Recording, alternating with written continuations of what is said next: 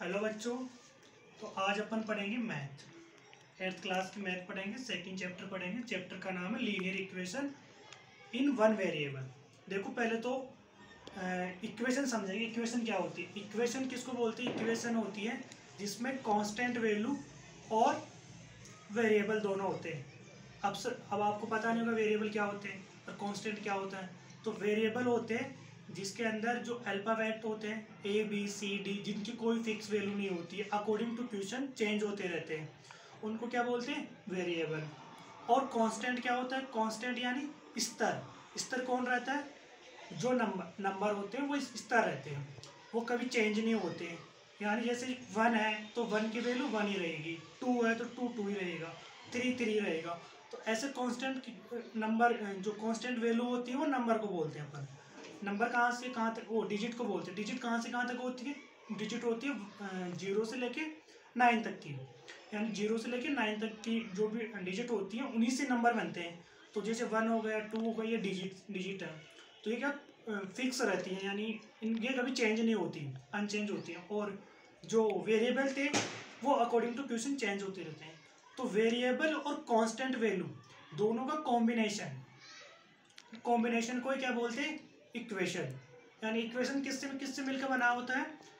Equation मिलकर बना होता है वेरिएबल और कांस्टेंट वैल्यू के कॉम्बिनेशन को ही क्या बोलते हैं? इक्वेशन।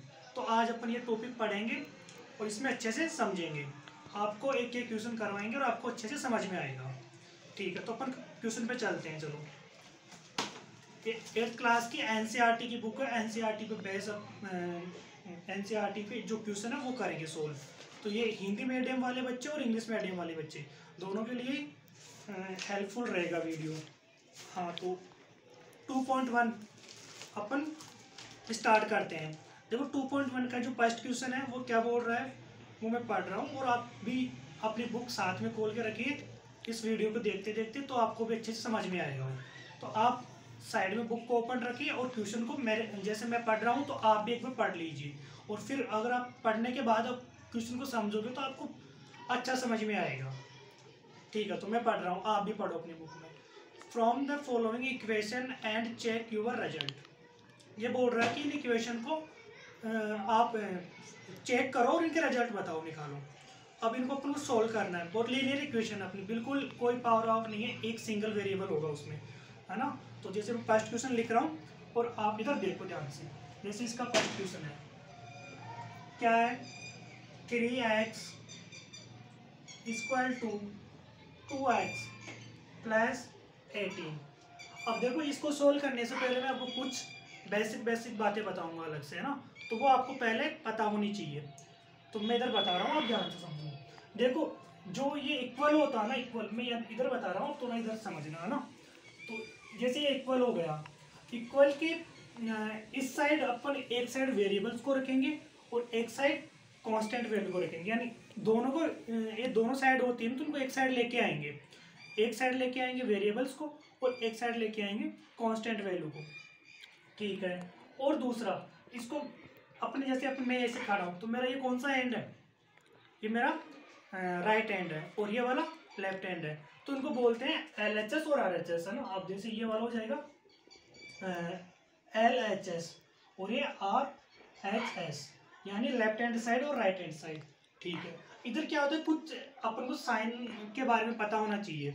जैसे इस इक्वल के इधर इस साइड कोई भी प्लस का साइन रहेगा कांस्टेंट के साथ या वेरिएबल्स के साथ, तो वो इधर आएगा ना RHS में, तो वो माइनस का हो जाएगा।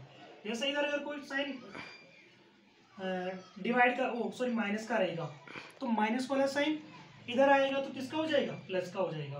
अच्छा, और जैसे इधर कोई भी डिवाइड का साइन है तो इस साइड आएगा तो वो मल्टीप्लाई का हो जाएगा, और कोई साइन मल्टीप्लाई का है तो वो डिवाइड का हो जाएगा। ये बेसिक बातें पर को पता होनी चाहिए थी। तो शायद आपको या तो पहले से पता होगी, और नहीं पता तो आप इसको लिख लीजिए, क्योंकि बहुत जगह और भी चैप्टर में काम आएगी अपने। ठीक है, तो आपने लिख लिया होगा। अब मैं इसको मिटा रहा हूँ।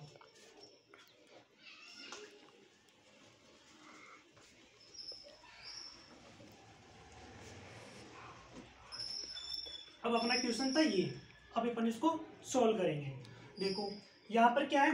x, मैंने क्या बोला था, देखो यहाँ पर कांस्टेंट, आप यहाँ पर 3 कांस्टेंट है, लेकिन कांस्टेंट वैल्यू और वेरिएबल्स के बीच में कोई भी साइन नहीं आ रहा, यानी ये दोनों एक ही टर्म है। टर्म क्या होती है सर, देखो ये टर्म है, ये टर्म है और ये टर्म है, क्योंकि बीच में यहाँ पर प्लस लग गया है ना, तो ये पूरी दो एक टर्म नहीं होगी, ये अलग होगी, ये अलग होगी। टर्म अलग हो जाती है जब भी प्लस और माइनस का साइन आ जाता है ना, तो टर्म अलग हो जाती है, यानी उसको अलग टर्म बोलेंगे, उसको अलग टर्म बोलेंगे। हाँ, तो ये इसके इक्वेशन वो वेरिएबल्स और कांस्टेंट वैल्यू के बीच में कोई भी साइन नहीं है, तो अपन इसको क्या बोलेंगे, एक टर्म बोलेंगे, यानी ये 3x एक साथ बोलेंगे। और अगर इसके साथ अगर 3x है तो ये एक टर्म है, तो ये कांस्टेंट ना होके इसके साथ वेरिएबल लग गया तो ये वेरिएबल में जाएगा, इसको वेरिएबल की कैटेगरी में रखेंगे अपन। ठीक है, ये 2x क्या है, ये भी वेरिएबल है, क्योंकि 2 के साथ क्या लग गया x, और मल्टीप्लाई में क्योंकि यहाँ पे कोई भी साइन नहीं दिख रहा, 2 और x के बीच में कोई भी साइन नहीं है, जब कोई भी साइन नहीं होता तो उसके बीच में मल्टीप्लाई का साइन होता है।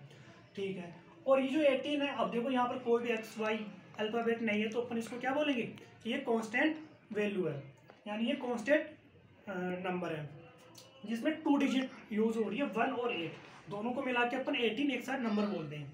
ठीक है, अब देखो इसको सोल्व करेंगे, 3x इस साइड ही रहेगा। देखो मैंने क्या बोला था यहाँ पर इक्वल के एक साइड वेरिएबल्स को रखेंगे और एक साइड कांस्टेंट वैल्यू को रखेंगे, तो इधर मैं इसको लेके आऊँगा 2x को, तो इक्वल के साइड इस यहाँ पर किसका साइन है, प्लस का, क्योंकि कोई भी साइन नहीं होता ना तो उसके आगे प्लस का साइन लगा होता है, तो इधर आएगा वो इक्वल के इस एक साइड लेके आएंगे तो ये माइनस का हो जाएगा और यहाँ पे 2x आ जाएगा। अब इक्वल लगा दो क्योंकि अब इधर कोई भी वेरिएबल्स नहीं रहा, और इधर क्या बचेगा 18 अकेला, 3x प्लस का है, 2x माइनस का है, प्लस माइनस माइनस होता है, तो 3x बड़ा है तो 3x पर जब 2x माइनस करोगे तो 1x।